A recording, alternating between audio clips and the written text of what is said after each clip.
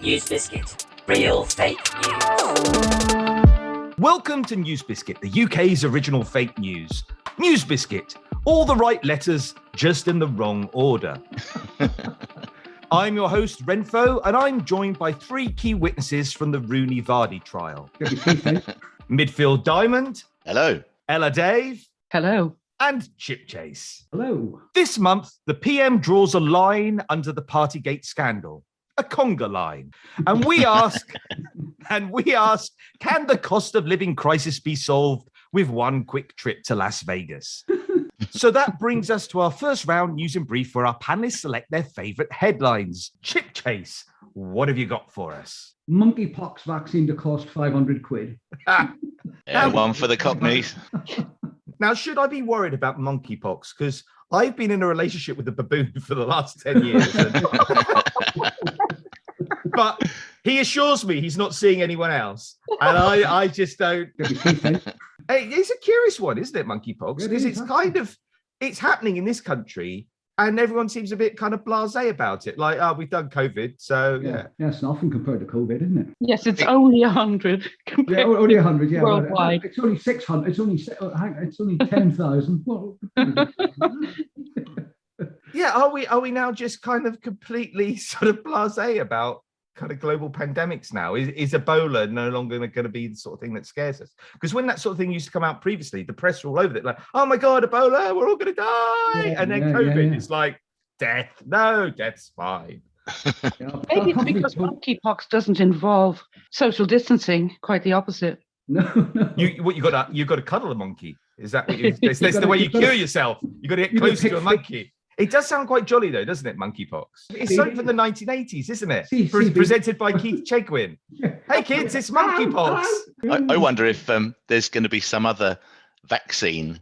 You know how cowpox was used as a vaccine against smallpox. What's going to be used against monkeypox? Perhaps it's lizard pox or something. So we've just got to run through the list of animals as far as you're concerned. We've just got to inject, until we find one. Yeah, we've got to inject everything from every animal on the off chance. That's like that's the sort of it's like a sort of drinking dare equivalent, isn't it? A vaccine. It's after 10 pints, you're going, I'll drink anything, and you're going, yeah, we'll inject anything. We'll just see if it works. WAG trial to be settled in extra time and then penalties. Yeah. Virtual wheelbarrow designed to carry hyperinflated cryptocurrency around in.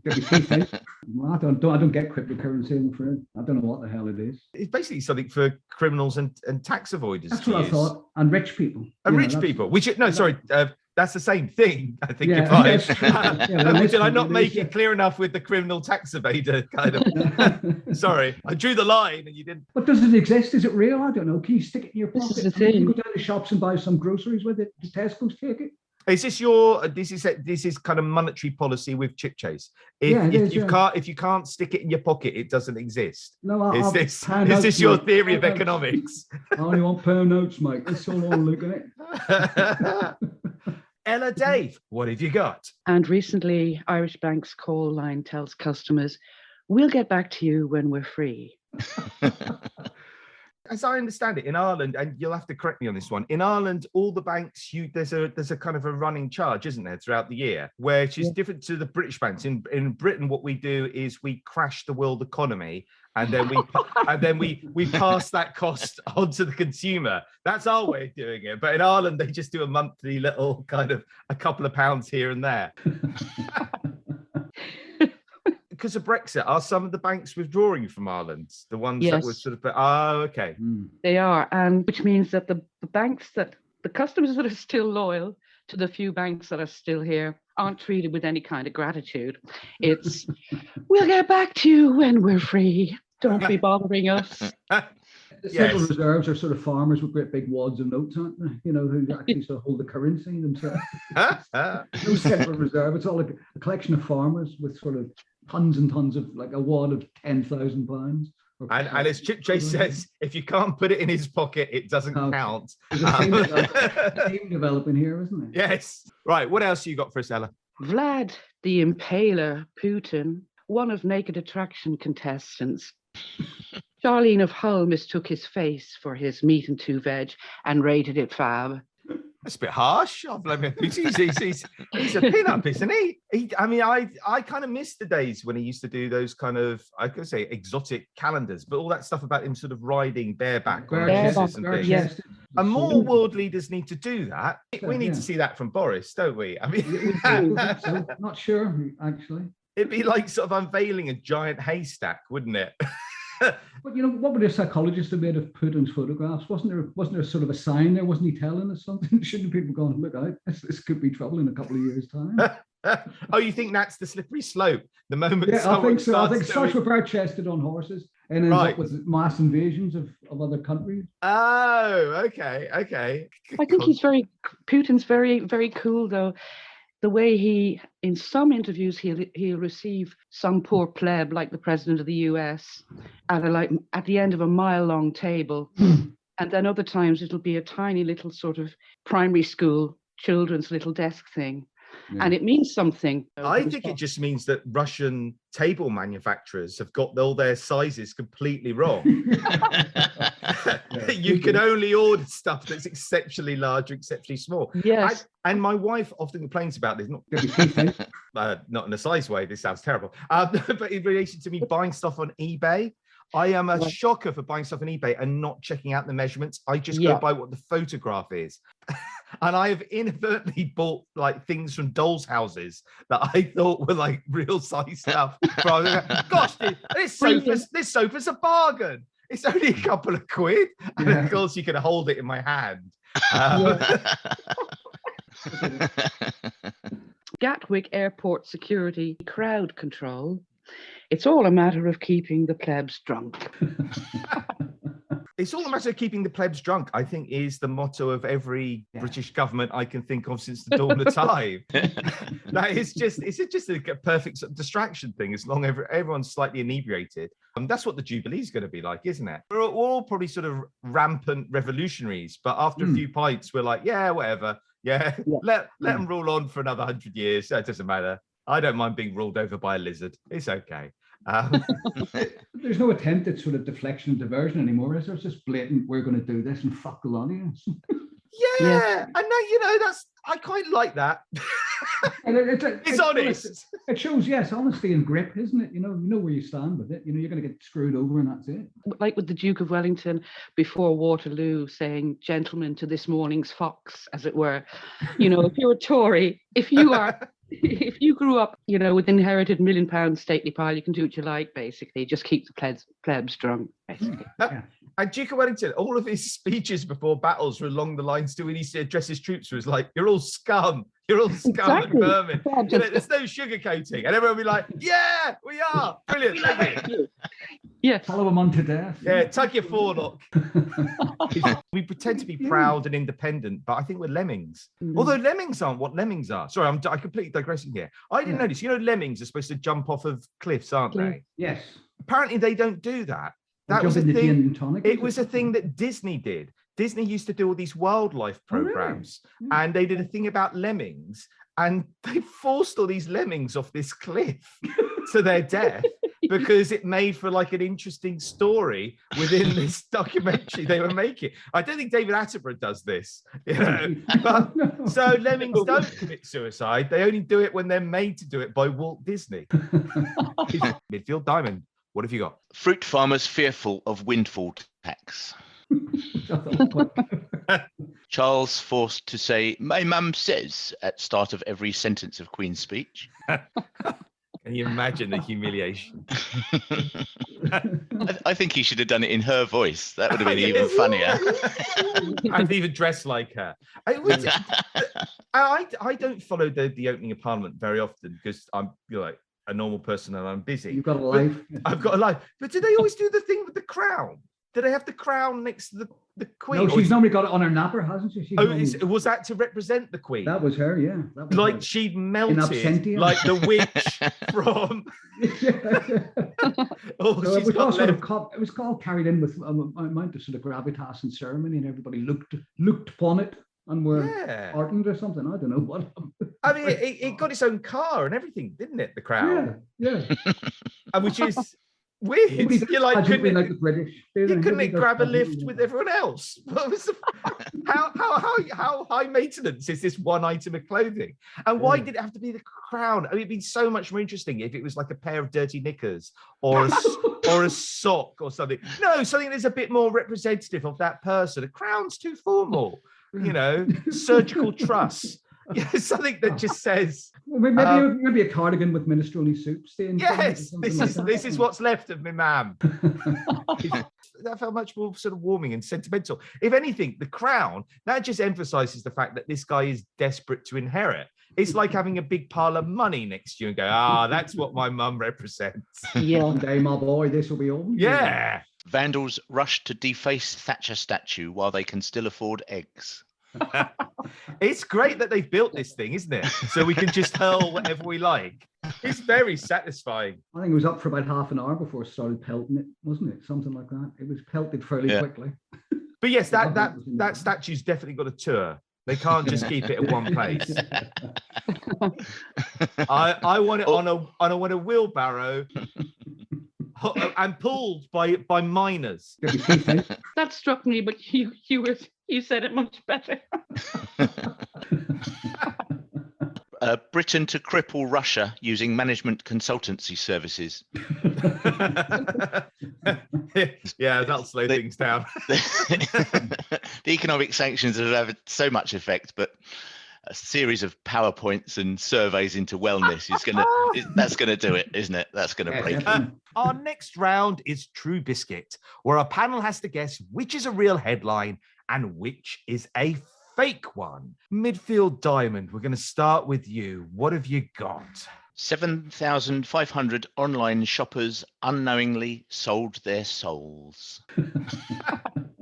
An online retailer added a clause into their terms and conditions that said, you grant us a non-transferable option to claim for now and forevermore your immortal soul.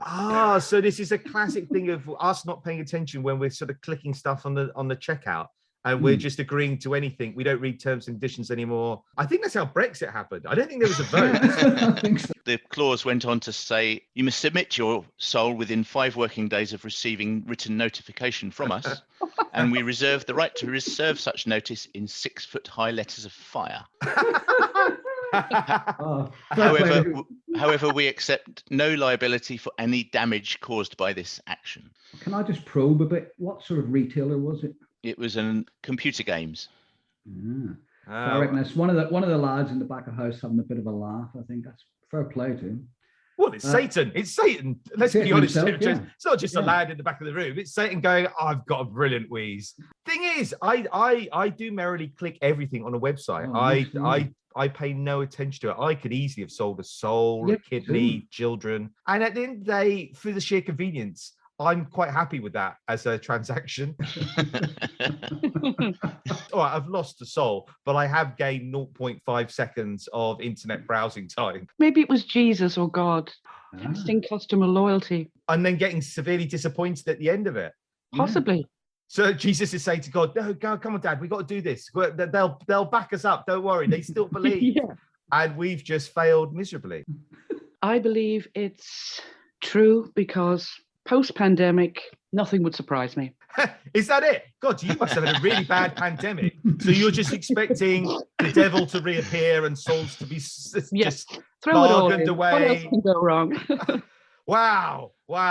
Gosh. I was quite optimistic post-pandemic, but you're still on a downward trajectory to hell, it seems. Right. Okay. True. I reckon this is true, you know. I do want it to be true. So I'm going to go with my gut feeling and say true. You want 7,000 people to have lost their souls? No. I want them to have been duped. Right. It's a salutary lesson. You know, when they're sort of in the fiery pits, they'll think, wish I hadn't done that. Are you one of those parents that quite liked it when children stuck forks into electrical socket? Oh, they're going to learn from this. They're going to learn. Yeah. You'll not do it. You'll not do it again. There's a lot of things they won't do again after that. But yes, these 7 soulless individuals. Yeah, I'm sure they really appreciate the lesson as they're wandering through life, kind of zombie-like. Midfield Diamond, is this true or is this false? It is true. It was done it's actually quite a long time ago. It was done about 2010. Oh, back when we had souls. Yes, yes, I remember. It was done as an April Fool's joke. They did actually have a clause, a sort of sub-clause that said, if you A, do not believe you have an immortal soul, B, have already given it to another party, or C, do not wish to grant us such a license, please click the link below to nullify this subclause. So there was even a get out. There was a get out, yes. But nobody opted for it. They reckon 90% of people didn't read the terms and conditions at all and just click their way through it. See, I'd be fascinated to know the people not going for the opt-out. Is that because they missed it, or is that the sheer laziness of having to click one more time? That people are like, do I need a soul really? I've got to move my finger. I'll do it out. Ella, what fictitious or truthful story are you going to try and con us with? As thousands of passport customers still await their passports, the head of the passport office, who's on holiday, his holiday home is entitled Two Hoots. Oh no. So the passport control people, they knew there was going to be a problem, but before they dealt with it, they all booked their own holidays in advance to make sure they got out of the country. A Daily Mail, I think it was a Daily Express little piece of reportage. You see, when people do this, when the NewsBiscuit podcast, when they say, oh, it's from the Sun on Daily Mail or Daily Express, again, it doesn't make anything more plausible, does it? No, because all of those newspapers report absolute bollocks. So you're going, I still don't know if it's true or false. That may have been in the Daily Mail. Doesn't mean anything. I'm beginning to suspect, because if it's from the Express, it didn't start, the first 2 words weren't Brave Boris. Or it starts with Princess Diana's holiday ruined by death. Or cold weather, big freeze predicted. There's Princess Diana, big freeze, and Brave Boris. Those are the 3 key topics that you see on the Express. You don't need anything else, do you? What about house prices? Yeah, well, yes, that's another one. But I've started doing this thing. I lurk by the kind of, the newspaper stand in the supermarket and sneer at people who pick up these tabloids. And you just stand there sneering.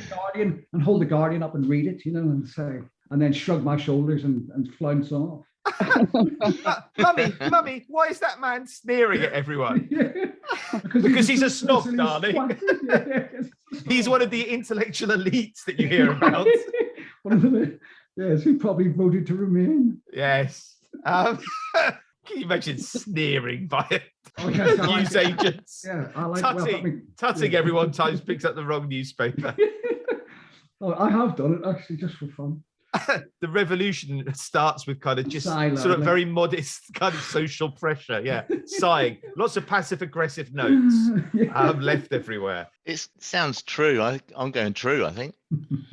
Which bit tipped you? Was it the name of the hotel or whatever? Yes, absolutely. I'm going true as well, I think, and I'd love it to be true, and I love the Two Hoots bit. That's the best bit. Definitely. You love all these things to be true, don't you? You want people to be without souls, Deep down, and nobody's allowed a holiday anymore. You're a miserable man. Just tutting away beside newspapers. And sneering. It is absolutely true. They managed to have a picture, I think, of the little plaque on his holiday home in Truro or wherever. Two Hoots. So Brilliant. Right. I think that takes us to Chipchase. Bubble wrap was originally intended to be wallpaper. Okay. For insulation purposes. Originally intended to be wallpaper. Is this because people were very clumsy in a house and they needed something they could just bounce off of? Or just people like the aesthetic of everywhere you're just rubbing yourself against the wall and it makes a nice little popping noise? Well, yeah, and if you get bored, you could just go pop, pop, pop, pop, pop. Get told off by your parents for popping the wallpaper. Stop popping the wallpaper. But it's transparent though, isn't it? So Yeah. surely one of the things about wallpaper, the great thing about wallpaper is it covers up all manner of kind of sins. Yeah, I've got walls that have got sort of arterial blood spatters all over them from when I've committed murders. I don't know what other benefits would bubble wrap have as opposed to other wallpaper? Because you can't do patterns on it, can you? No, it's a pattern in itself, though, isn't it? Yeah, but it's the same one. Everyone's house would be kind of looking like they're from sort of a 1970s sci-fi drama. Yeah, but you could look at it from different angles, catch it in the sunlight, from different angles, and it would sort of throw strange and interesting shapes, wouldn't it? Strange and interesting shapes. That sounds like me on a dance floor. Maybe cheap soundproofing. Maybe. Yes, yeah, exactly. Yeah. Oh, what kind of Recording sinister studio. stuff goes on in your house, Ella? That you need, you need that much soundproofing. How wild is your sex life? We're gonna have to bubble wrap the house, I'm afraid. Yeah, the kind of Joseph Fritzl DIY school. I mean, I guess a lot of things are invented and then they're repurposed. Velcro, famously Velcro, wasn't it? Velcro was one of those, wasn't it? Were they? Was Velcro? You could tell me Velcro was underwear or something. What was Yeah, Velcro? I can't remember exactly, but it was NASA invented it, didn't they, for some purpose or other? Really?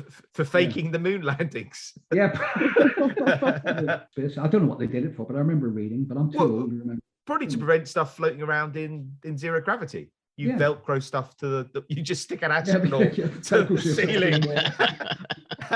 And he's sort of flailing around and you're all laughing. Buzz, look at him. He can't move. Get me down, Armstrong, you bastard. Or sound effects for Star Trek. Yeah, oh yeah. What, just a Velcro rip? Yeah. BBC Foley Artist Workshop and all that. Yeah, Worked closely with NASA on the cheap. Yeah, you create this wonderful sort of spaceship and then you go, yeah, but it's not making any really cool sciencey noises. We're going to have to fake them. Every time you go for a door, Gary, make a whooshing noise. I think it's true. It sounds like something that might have happened post-war rationing or something. We run out of wallpaper. So it just bubble wrap. All the kids were eating wallpaper because they couldn't get hold of bananas. Isn't that how Napoleon died in the end, wasn't it? It was the asphyxiated by bubble wrap. He was asphyxiated by bubble wrap. No, it's the wallpaper that killed him, wasn't it? It was the because they used to use arsenic in the paste for wallpapers, and of course on hot, sweaty days it would get in the air. Allegedly, that's how he died. I mean, he was probably assassinated by whoever killed Jeffrey Epstein and JFK. I can't believe it. It's false. Bubble wrap was invented in 1957 by engineers Alfred W. Fielding and Mark Chavan when two sealed shower curtains were sealed together, creating a smattering of air bubbles, which they initially tried to sell as wallpaper. Let me get this right. It's true. These two scientists were in a shower. We're in a shower together, and they noticed the curtains coming together and making. Yeah, okay. Well, they sealed it together. Yeah, this is like an elaborate cover story to explain to their wives why they were in a shower together. Naked. We're just inventing wallpaper. Wallpaper. That's it. Good idea. It doesn't look like wallpaper. No, it doesn't now. I wish I'd said something else. I wish I'd said it looks like something you can wrap something in to keep it safe. But we gone with wallpaper. So that's the lie we'll go with. So Midfield Diamond, I think you got another one for us as well. Internet speed slugged in rural areas to match slow pace of life. What? Yes, there's a advanced technology system that measures the pace of life, the speed at which the local population gets stuff done, and it adapts the broadband speed accordingly, so that the people don't really mind about a bus service once every 3 weeks. I do know for a fact that the internet pornography you get in the countryside is geared towards countryside living, because that was the excuse that MP used the other day when he was looking at tractor porn. He was clearly on the slow country Wi-Fi equivalent, and that's how he got led into that sort of dark kind of rabbit hole of lust. Dark backwater. That is tractors. I like the idea that it could be applied to other things, that everything there is deliberately slowed down. So roads, although you think you got the same speed in roads, there are a series of tractors that are designed to go in front of your car and sheep to go in front of the car to slow you down, to get you to keep to the pace of the people in the countryside. If you applied that, then everything would grind to a complete standstill in Cornwall. Yeah, so yeah, that's the other question, I guess. Are there degrees of this then? Because are you treating all the countryside and rural communities in the same way, or is there like kind of a, like you say, there's kind of a top end, fast rural community, and then there's Cornwall at the bottom, who are they're barely sort of banging the rocks together in order to communicate. and all the populace on the Isle of Wight, they're just given a little paper cup with a string hanging out the back of it as their equivalent of whatever the internet is. Yeah. Just shout into that. You'll get stuff of eBay eventually. They'll hear you. I'd like to think that some of the apps adapt so that slower people, more used to having a conversation when there were post offices in rural communities. So dating apps, instead of sort of swiping around and finding sort of clandestine sexual meetings, you just swipe and you end up with someone that you've got to enter into a written correspondence with Exactly. for 6 years, even before you know whether they like you or not. I hope this finds you well. Yes. Dear Margaret, we've been corresponding for 10 years. May I call you Margaret now? I think it's true. I can't believe it. I'm afraid I can't believe it. They'd hold a meeting in the village hall and complain about it. And then burn a witch. Yeah. To speed up the internet. We haven't sacrificed enough livestock. That's why we've got a drop in frame rates. It's false. It was a NewsBiscuit story from ages ago. I actually I live in a rural community and went to the parish council meeting. One of the members of the parish council said, "We don't need fibre optics. We haven't got mains gas yet." Well, that is a fair point, actually. It is, yeah. I mean, hierarchy of needs and all that. We're still shitting in a bucket. I don't want Amazon. I don't need Tinder. I marry my cousin. Chipchase, you got one more? 110 lottery winners as Fortune Cookie Company foretells winning numbers. I've had a few fortune cookies. I've never had one that gave me lottery numbers. Has anyone had that? No. Fortune cookies that I've had are just, they have a very bland kind of statement. I must say, if I got something that specific, I would probably act upon it. It's like the duck. If that's what I read, I'd be like, shit, and I would duck instantly. Or Wrenfoe, your house is on fire. I would definitely go home and check that out because that seemed very specific. Was it Dido Harding or something? Nobody could have predicted that. Well, it was bleedingly obvious. All those people catching COVID and then dying. Yeah, it was something like that. Yeah, I mean, what strange causality is this? You will pay the bill at the end of this meal. Yeah. And if you'd won the lottery with a fortune cookie, from that point onwards, you'd just be constantly getting fortune cookies because you'd be like, I'm on a roll, spring roll, but terrible joke. I think it's true because it could well be another Chinese plan to ruin Western profits in some way. Well, they're going to devalue the pound and the dollar by making us all millionaires. Something like that. That is a genius long-term strategy. And oddly enough, I'd be on board with that because, all right, it would crash the economy, but you would have the satisfaction of winning the lottery. True. That does seem a little bit like Chinese soft power. You're absolutely right, because this is the thing they do. They don't invade countries and kill everyone like we do or America does. They seem to just come in and go, look, we'll take some of your resources. I'm like, oh, that sounds terrible, but we'll do all your roads for you. Are you like, that's all right, actually. That's not a bad deal. And so, yeah, China will crash our economy, but help us win the lottery. Exactly. No, it must be false. What? No, you've got none of the Chinese optimism that Ella's got.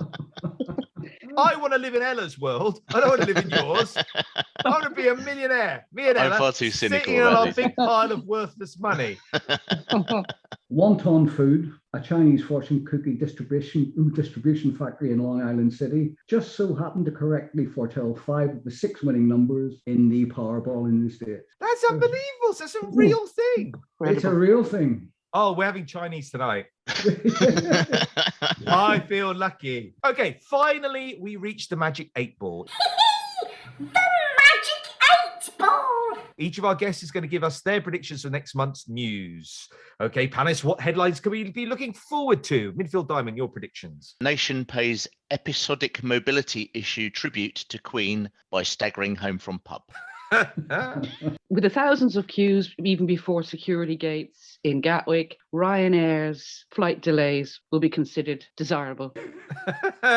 Yes, yeah, because you're right. If you're delayed long enough in the queue, then the plane is eventually turns up on time. No, well, this goes back to the slower broadband thing, doesn't it? Again, it's the idea of, the plane service is slow, so we've got to make the queuing slow. Yeah, that'll make sense. Chipchase, what about you? Massive relief as Britain wakes up to find Johnson's administration was just a bad dream. Chipchase, it isn't a bad dream, Chipchase. It's real, and you can sneer at newspapers all you like, but it's not going away. As soon as we finish, that's why I'm off down to the local supermarket to do a bit of sneering to make myself feel better. And that brings us to the end of this episode. And I can reveal this month's winner is anyone enjoying the Jubilee while sneakily being an anti-monarchist. I'd like to thank our guests, Midfield Diamond. Thank you. Goodbye. EllaDave. Thank you. Goodbye. And Chipchase. And it's goodbye from me. And I leave you with these headlines. Platinum Jubilee celebration includes the game Where's Andrew? Or as the kids are calling it, Spot the Nonce. Jacob Rees-Mogg claims monkeypox is a Brexit dividend. And finally, Johnny Depp claims herd immunity. Hey. Yeah, I like that one. That's clever. You've been listening to NewsBiscuit, free to read and free to write for.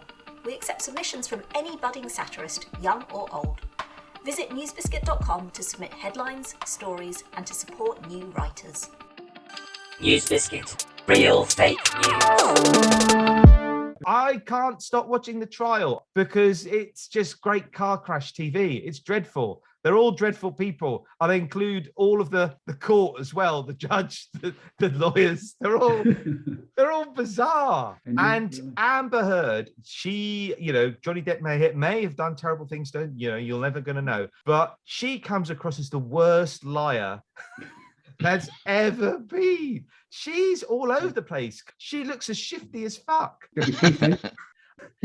And she's a professional actress. That's the thing that disappoints me. I'm thinking, hold on, you're an actress. All you've got to do is learn some lines of dialogue and deliver them in a plausible way. And she can't do any of that. She is a job in EastEnders then, won't she? I think that's a bit harsh on the cast of EastEnders. Casualty, maybe. Yeah, there's definitely going to be a casualty at the end of this.